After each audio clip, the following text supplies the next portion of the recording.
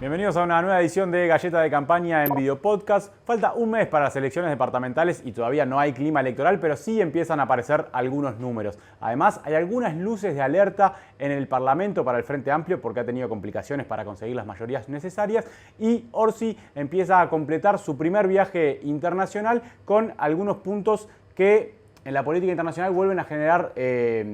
tensiones en el Frente Amplio, no particularmente con este viaje, pero sí con otros temas que estuvieron en la agenda en los últimos días, porque dos integrantes del Poder Ejecutivo confirmaron que el gobierno va a mantener la Oficina de Innovación en Jerusalén. Sí, el conflicto es a partir de la guerra entre Israel y Palestina, el conflicto que hay armado ahí, y una decisión que tomó el gobierno anterior, que es de instalar una oficina de innovación de la ANI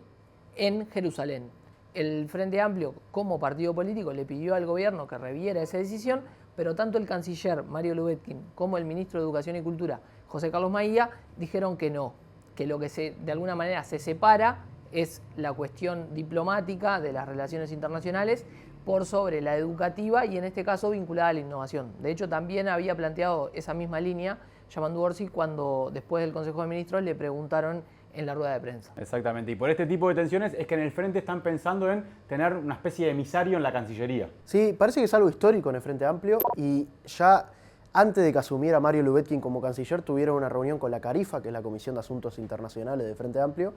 y este tema, por ejemplo, de la oficina de la ANI en Jerusalén fue uno de los temas planteados, de los que el canciller tomó nota, de los que saben que hay tensiones y que, bueno, que saben que precisan, por este tipo de tensiones, un ida y vuelta fluido, y es una de las intenciones que tienen, que haya un adscripto, un asesor, alguien que vaya y venga entre el Frente Amplio y la Cancillería. De todas maneras, la intención de Lubetkin es que haya un contacto fluido y este episodio de la ANI no fue la excepción, por más que hay discrepancias. Fue muy conversado en la previa. El comunicado que redacta el Frente Amplio lo redacta el mismo Pablo Álvarez, que es el presidente de la CARIFA, con mucho cuidado, cuidando cada coma. O sea,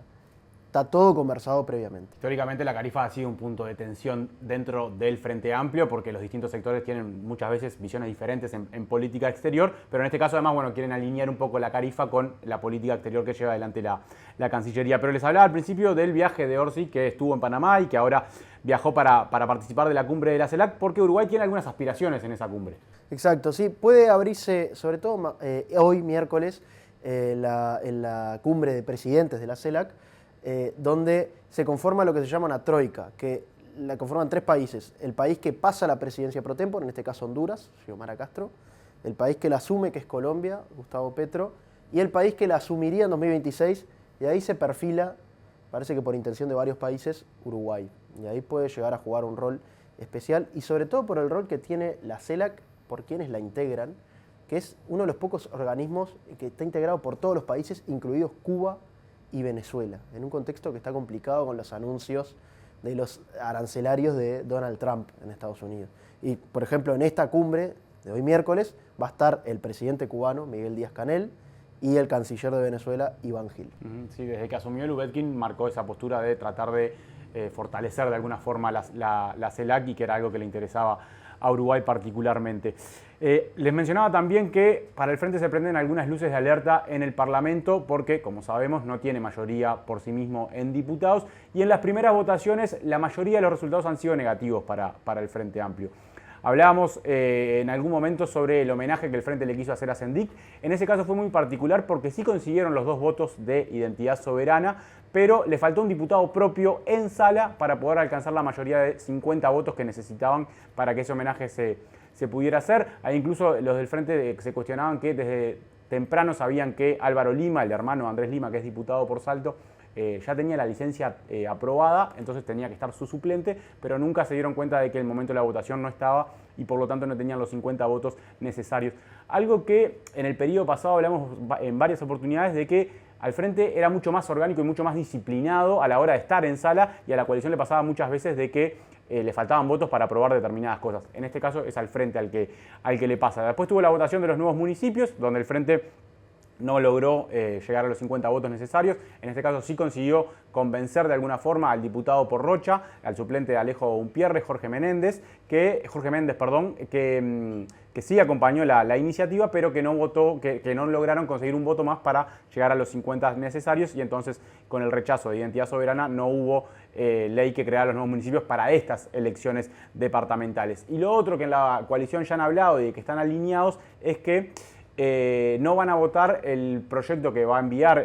próximamente el ministro de Educación, José Carlos Maía, para reintegrar la participación docente en los consejos de primaria, secundaria y UTU. Ahí hay que ver qué pasa con Salle, pero la coalición al menos hasta ahora viene funcionando bastante bien como bloque y el Frente ha tenido algunas dificultades para aprobar algunas iniciativas en la Cámara de Diputados. El tema de la reincorporación de los docentes es una prioridad del Frente. No nos olvidemos de eso, también es una prioridad el tema de la Universidad de la Educación, y ahí Maía también, ante lo que ve que puede ser la falta de votos,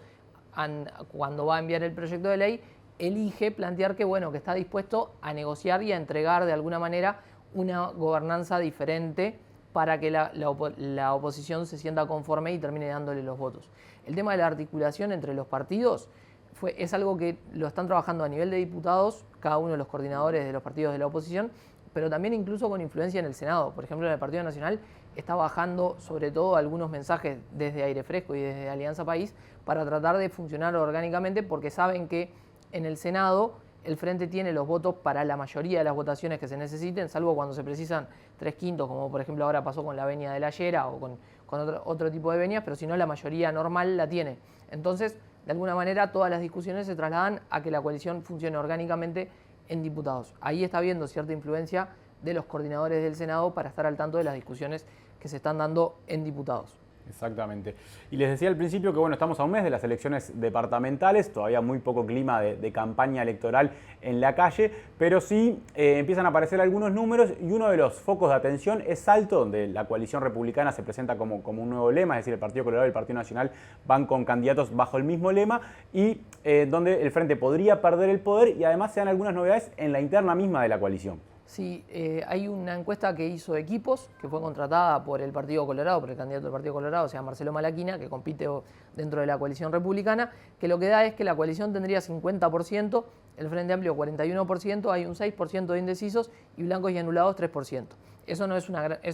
una novedad porque la coalición ya era favorita. Ahora, lo que se observa adentro es un crecimiento de Malaquina, que tendría casi la mitad, o sea, el 44% de los votos de la coalición, mientras que Albizu tendría el 56%. Y eso los tiene ilusionados. De hecho, estuvo Ojeda hace poco apoyándolo y se prevé que los colorados intensifiquen su despliegue para ver si Malaquina puede dar de alguna manera el gran batacazo y ganarle a Albizu, que partió desde el comienzo como el favorito. De hecho, Albizu recibió la semana pasada a la calle Pou en una cena de financiamiento de la campaña. Pero eso a su vez genera un problema interno de alguna manera, esa paridad entre ellos, porque el otro líder colorado de Salto, que es Germán Coutinho, que próximamente va a asumir en ANCAP, decidió que su sector abriera 2 listas dentro de la coalición. Una apoyando a Albizu y la otra apoyando a Malaquina. El vínculo entre Coutinho y Malaquina no es para nada bueno. El Partido Colorado está absolutamente dividido. De hecho, Malaquina es el candidato porque le ganó en la interna, que eso también fue una novedad. Y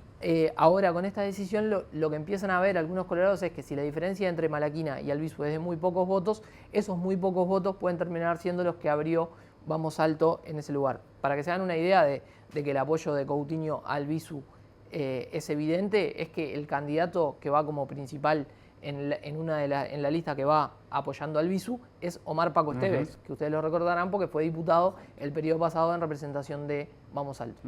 Sí, bueno, y como les decía, hay poco clima de campaña, algo que en el Frente ha prendido algunas luces de alerta, o por lo menos hay cierta preocupación porque no se está viendo mucho clima de campaña. Sí, exactamente, fue una de las cosas que consignaron ayer en el Secretariado Ejecutivo del Frente Amplio, el lunes, en la huella de Seregni, que falta un mes y no hay gran clima. Igual, de todas maneras, es un diagnóstico para Montevideo donde el Frente Amplio se sabe bastante favorito en ese sentido. Veremos si en otras intendencias, en otros departamentos, hay realmente pelea por el poder departamental. Hasta acá una nueva entrega de Galleta de Campaña en Video Podcast. Nos reencontramos el próximo miércoles.